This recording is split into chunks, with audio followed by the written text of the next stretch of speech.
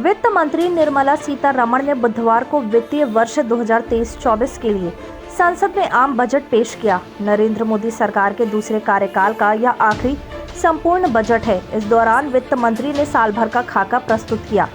Budget भाषण के दौरान वित्त मंत्री ने वेतन भोगियों को राहत देते हुए टैक्स स्लैब में परिवर्तन का ऐलान किया। उन्होंने कहा कि आयकर छूट को 5 लाख से बढ़ाकर 7 लाख कर दिया गया है, यानी अब जिनकी सालाना आय 7 लाख तक होगी उनको कोई टैक्स नहीं देना होगा।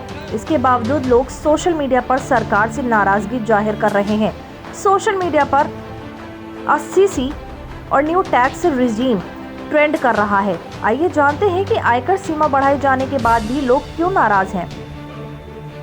दरअसल यह बदलाव सिर्फ न्यू टैक्स रिजीम में किया गया है। इसका मतलब यह हुआ कि 7 लाख तक सालाना आय पर सिर्फ उन्हें कोई टैक्स नहीं देना होगा जो न्यू टैक्स रिजीम को चुनेंगे। अब इसमें दिक्कत यह है कि न्यू टैक्स रिजीम चुनने पर पुरानी टैक्स व्यवस्था में मिलने वाले 80C समेत कई टैक्स डिडक्शन क्लेम नहीं कर सकते हैं। सेक्शन 80C आयकर एक्ट 1961 के तहत एक सरकारी नियम है। इसके तहत करदाता कुछ निर्धारित जरूरी खर्चों और निवेश पर टैक्स छूट ले सकते हैं।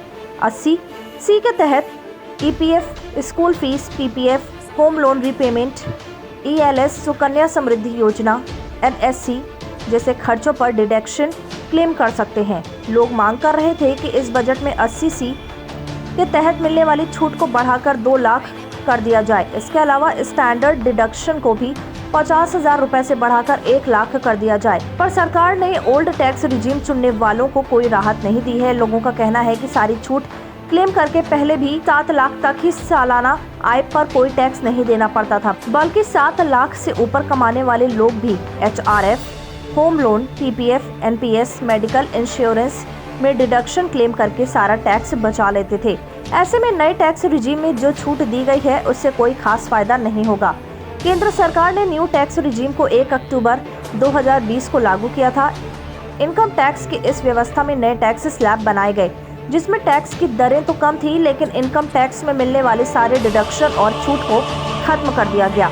हालांकि सरकार का कहना है कि न्यू टैक्स रिजीम से टैक्स भरने की प्रक्रिया पहले से बहुत आसान हो जाएगी। इसके अलावा लोगों के पास ओल्ड और न्यू टैक्स रिजीम में से किसी को भी चुनने की आज़ादी है।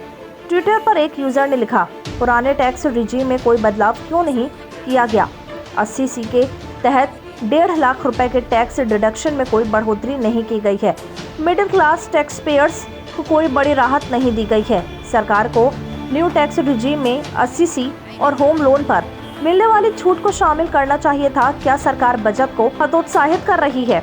सोशल मीडिया प्लेटफॉर्म ट्विटर पर एक यूजर ने ट्वीट करते हुए लिखा, न्यू टैक्स स्कीम के बाद CS समझ गए हैं कि अब वे टैक्स बचाने को लेकर दांव नहीं खेल पाएंगे। अब 80C, HRF, NPS किसी का कोई फायदा नहीं है। वहीं एक अन्य यूजर ने फनी मीम शेयर करते हुए लिखा, अरे चूना लगा दिया। एक यूजर ने मीम ट्वीट करते हुए लिखा, बजट भाषण के बाद मिडिल क्लास और सैलरीड पर्सन। एक अन्य यूजर ने भी बजट पर नाराजगी जाहिर करते हुए ट्वीट लिखा, सेक्शन 80C बजट सेशन के बाद। एक अन्य यूजर ने ट्वीट करते हुए लिखा, बजट भाषण खत्म होने के बाद सेक्शन 80C